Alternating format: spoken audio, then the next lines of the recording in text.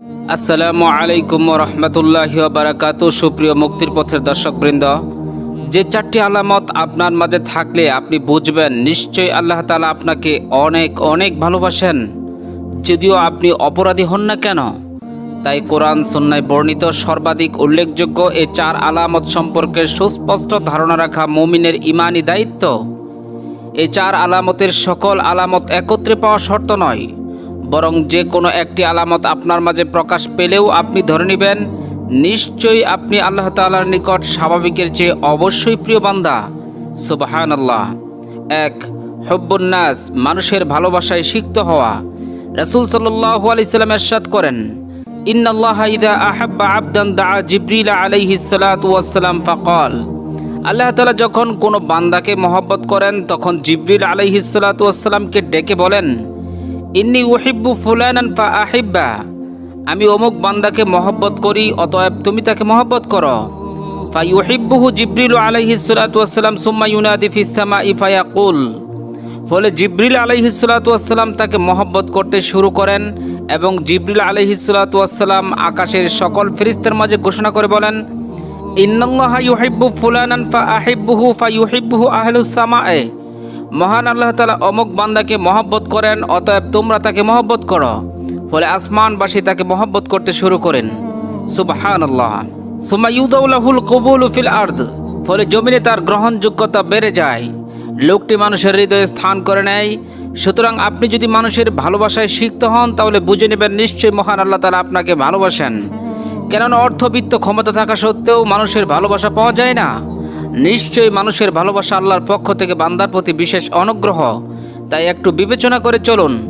পক্ষান্তরে যে বান্দার প্রতি আল্লাহ তাআলা অসন্তুষ্ট হয়ে যায়, আল্লাহ তাআলা ফেরেশতা জিবরিল আলাইহিস সালাতু ওয়াস সালামকে ডেকে বলেন, ইন্নী উবগিদু ফুলানান ফা আবগিদহু। আমি অমুক লোকটিকে অপছন্দ করি, অতএব তুমি তাকে অপছন্দ করো। ফা ইউবগিদুহু জিবরিলু সুম্মা ইউনাদি ফি আহলিস সামায়ে।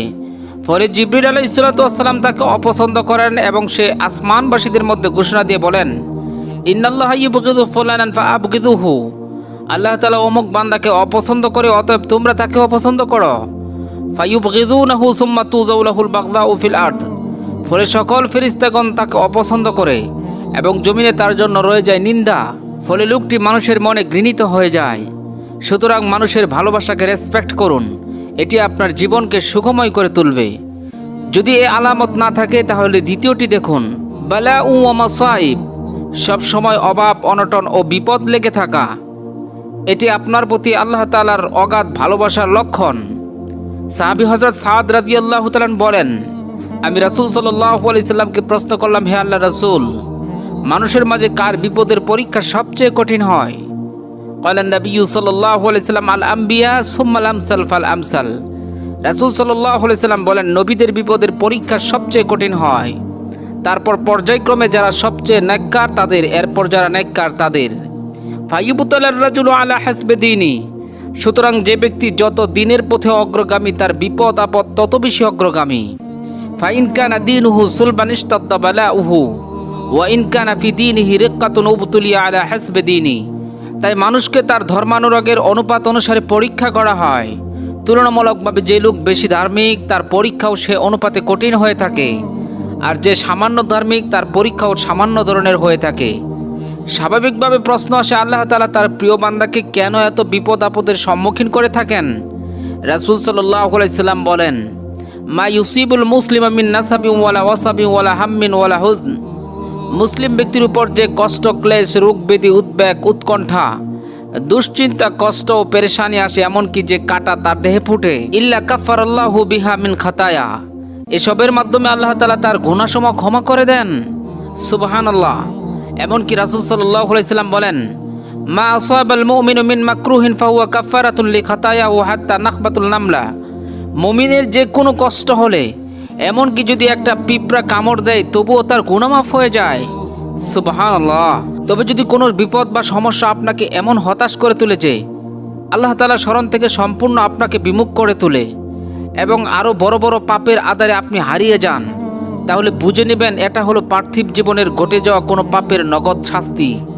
আর যে বিপদ মানুষকে আরও বেশি আল্লাহমুখী করে তোলে, এটি হলো তার জন্য রহমত। এটি আপনার জীবনে না থাকলে তৃতীয়টি দেখুন, আল ইজতিনাব আনিল মাআসি, অর্থাৎ কোনো অন্যায় ও পাপ কাজ করতে গেলেই বিভিন্ন বাধা আসা। এটি আল্লাহর পক্ষ থেকে বান্দার প্রতি বিশেষ ভালোবাসার লক্ষণ। সমাজে এমন অসংখ্য লোক রয়েছে যারা দিব্যি গুনাহের কাজ করে যাচ্ছে, তাদের কোনো অসুবিধা হয় না। অথচ এমন কিছু লোক রয়েছে যারা কোনো গুনাহের কাছে যেতেই বিপদের সম্মুখীন হয়ে যায়। বহু লোক সুদি কারবারে লিপ্ত, তাদের কিছুই হয় না। আবার কেউ সামান্য সুদ গ্রহণ করায় ভয়াবহ বিপদের সম্মুখীন। এজন্য আল্লাহ তাআলা ইরশাদ করেন, ইন্নাল্লাহা ইউদাফিউ আনিল্লাযিনা আমানু, নিশ্চয় আল্লাহ তাআলা তার মুমিন প্রিয় বান্দাদের থেকে গুনাহসমূহকে দূরে রাখেন। পক্ষান্তরে যারা আল্লাহ তাআলার নিকট অপরাধী বান্দা, আল্লাহ তাআলা তাদেরকে কঠিনতম শাস্তির সম্মুখীন করাতে তাদেরকে অবাধ গুনাহের পথ প্রশস্ত করে দেন। মহান আল্লাহ তাআলা ইরশাদ করেন, ফামাহিলিল কাফিরিনা আমহিলহুম রুয়াইদা, অতএব কাফের বেঈমানদেরকে অবকাশ দিন, তাদেরকে অবকাশ দিন আরও কিছু দিনের জন্য। সুতরাং গুনাহ করতেই যদি আপনি বাধার সম্মুখীন হন, তাহলে আপনি নিজেকে বড়ই সৌভাগ্যবান মনে করেন, কেননা আল্লাহ তাআলা আপনাকে অধিক ভালোবাসেন। 4, তাওফিকুল আমালিস সালিহা, নেক আমল করার সুযোগ পাওয়া।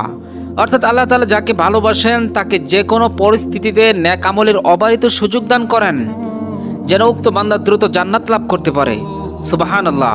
মহান আল্লাহ তাআলা ইরশাদ করেন, ওয়াল্লাযীনা জাহাদু ফীনা লানাহদিয়ান্নাহুম সুবুলানা, যারা আমার পথে চলার সাধনায় আত্মনিয়োগ করে আমি অবশ্যই তাদেরকে আমার পথে পরিচালিত করব। রাসূল সাল্লাল্লাহু আলাইহি সাল্লাম বলেন, ইয়ামালু ফাকুল্লুন মুয়াসসারুন লিমা খুলিকালা, তোমরা আমল করতে থাকো, কারণ যাকে যে আমলের জন্য সৃষ্টি করা হয়েছে তার জন্য তা খুবই সহজ করে দেওয়া হয়েছে।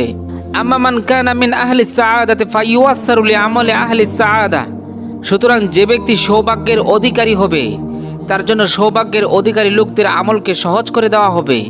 ওয়া আম্মা মান কানা মিন আহলিস সাকায়ে ফায়ুয়াসসারু লিআমালিস সাকাওয়া, পক্ষান্তরে যে দুর্ভাগ্যের অধিকারী হবে তার জন্য দুর্ভাগা লোকদের আমলকে সহজ করে দেওয়া হবে। সুতরাং নেক আমল আপনার জন্য সহজ হওয়া এবং নেক আমল করার তৌফিক পাওয়া মহান রবের পক্ষ থেকে আপনার প্রতি ভালোবাসার সুস্পষ্ট নিদর্শন। সুতরাং উল্লেখিত এই 4 আলামতের কোনো একটি আলামত প্রকাশ পাওয়া মহান রবের পক্ষ থেকে বিশেষ ভালোবাসা পাওয়ার সুস্পষ্ট শুভ লক্ষণ। তবে অবশ্যই স্মরণ রাখবেন, আমাদের ঈমান আনার পর ঈমানের পথে চলতে গিয়ে আমরা যে সকল বাধার সম্মুখীন হয়ে থাকি, মূলত সেগুলো হলো ঈমানি পরীক্ষা। মহান আল্লাহ তাআলা সূরা আনকাবুতের 2 নং আয়াতে ইরশাদ করেন, আহাসিবান নাস আইয়ুতরাকু আইয়াকুলু আমান্না ওয়া হুম লা ইফতানুন, মানুষ কি মনে করে যে তারা একথা বলেই অব্যাহতি পেয়ে যাবে যে আমরা ঈমান এনেছি এবং তাদেরকে কোনো পরীক্ষা করা হবে না? সুতরাং ঈমানি পরীক্ষা আসবেই, হতাশ হওয়া যাবে না। আল্লাহ তাআলা বলেন, ওয়ালানাবলুওয়ান্নাকুম বিশাইইম মিনাল খাউফি ওয়াল জু'i ওয়া নাকসিম মিনাল আমওয়ালি ওয়াল আনফুসি ওয়াস সামারাত ওয়া বাশশিরিস সাবিরিন, এবং অবশ্যই আমি তোমাদেরকে পরীক্ষা করব কিছুটা ভয়, ক্ষুধা, মাল ও জানের ক্ষতি ও ফল ও ফসল বিনষ্টের মাধ্যমে, তবে সুসংবাদ দাও সবরকারীদের। সুতরাং সেই ঈমানি পরীক্ষা দিতে গিয়ে জাতির পিতা ইব্রাহিম আলাইহিস সালাতু ওয়াস সালামকে আগুনে পড়তে হয়েছে, পয়গম্বর মুসা আলাইহিস সালাতু ওয়াস সালামকে দেশ হতে বিতাড়িত হতে হয়েছে, পয়গম্বর জাকরিয়া আলাইহিস সালাতু ওয়াস সালামকে করাতে দ্বিখণ্ডিত হতে হয়েছে, বিশ্বনবীর দান্দান মুবারক উহুদের ময়দানে শহীদ হয়েছে, বিশ্বনবী সাল্লাল্লাহু আলাইহি সাল্লামের চাচা হামজার কলিজা উহুদের ময়দানে দিতে হয়েছে, নবীর প্রিয় দৌহিত্র হযরত ইমাম হোসাইনের কল্লা দিতে হয়েছে, ইমাম বুখারীর দেশ ছাড়তে বাধ্য হয়েছে, ইমাম আবু হানিফা রাহিমাহুল্লাহু তাআলা জেলখানায় 20 পানে শহীদ হয়েছে। আজও হাজারো অসংখ্য নিরপরাধ উলামায়ে কেরাম জালেমের জিন্দানখানায় অন্ধকার প্রকোষ্ঠে দিনাতিপাত করছে। এভাবে কিয়ামত পর্যন্ত সকল ঈমানদার বেঈমানের হাতে তার ঈমান অনুপাতে পরীক্ষার সম্মুখীন হবে। তাই ভয় পাবেন না, হতাশ হবেন না। ফাইনালে মুমিনরাই বিজয়ী, মুমিনরাই সফল।